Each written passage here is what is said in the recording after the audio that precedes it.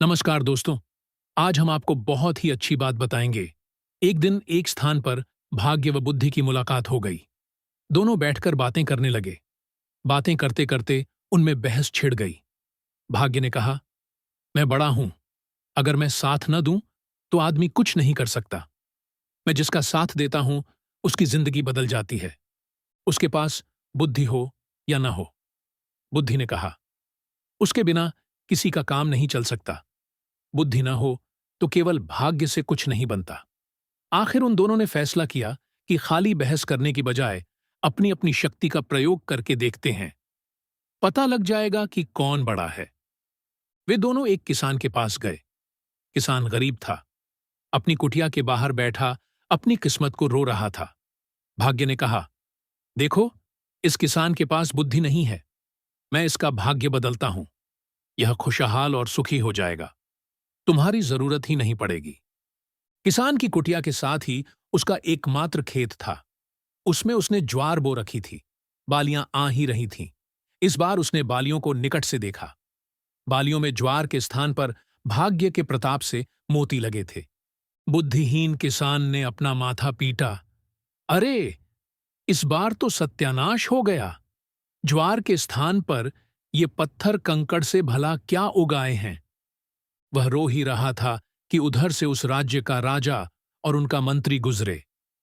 उन्होंने दूर से ही ज्वार की वह खेती देखी। मोतियों की चमक देखते ही पहचान गए। दोनों बग्घी से उतरे और निकट से देखा। वे तो सचमुच के मोती थे।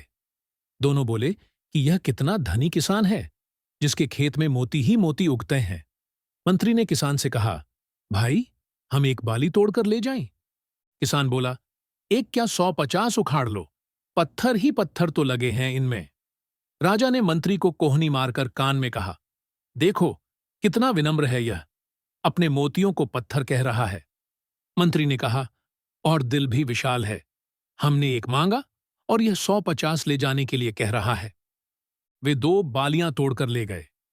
बग्घी में बैठे राजा ने मोतियों को हाथ में तौलते हुए कहा, मंत्री, हम राजकुमारी के लिए योग्य वर छू रहे थे ना, दूर क्यों जाएं? यह किसान जवान है, धनी है, और कितना बड़ा दिल है इसका। मोतियों को पत्थर कहता है, क्या ख्याल है? मंत्री बोला, महाराज, आपने मेरे मुंह की बात छीन ली। मंत्री बग्घी से उतरकर किसान के पास गया। उसने किसान के हाथ पर एक अशर्फी रखकर कहा, युवक, हम तुम्हारा विवाह राजकुमारी से तय कर रहे हैं।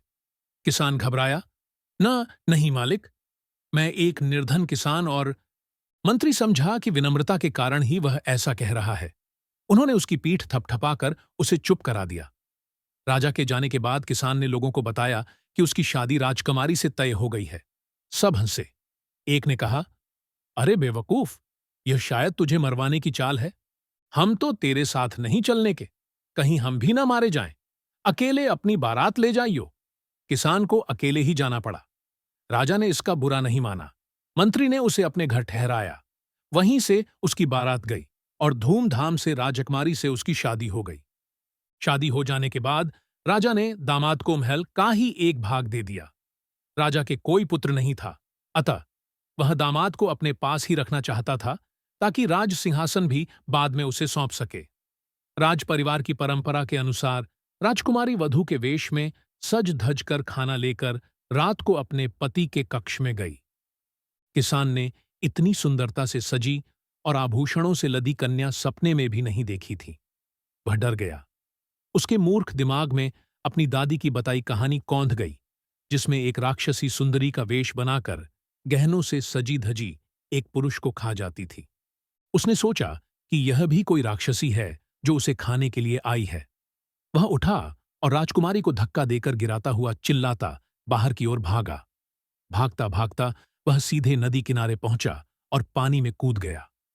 उसने सोचा कि राक्षसी का पति होकर जीने से अच्छा मर जाना होगा। राजकुमारी के अपमान की बात जान राजा आग बबूला हो गया। राजा के सिपाहियों ने किसान दूल्हे को डूबने से पहले ही बचा लिया। उधर राजा ने आदेश जारी कर दिया कि दूसरे दिन उसे मृत्युदंड दिया जाएगा। बुद्धि ने भाग्य से कहा, देखा, तेरा भाग्यवान बुद्धि के बिना मारा जाने वाला है। अब देख, मैं इसे कैसे बचाती हूं। इतना कह बुद्धि ने किसान में प्रवेश किया।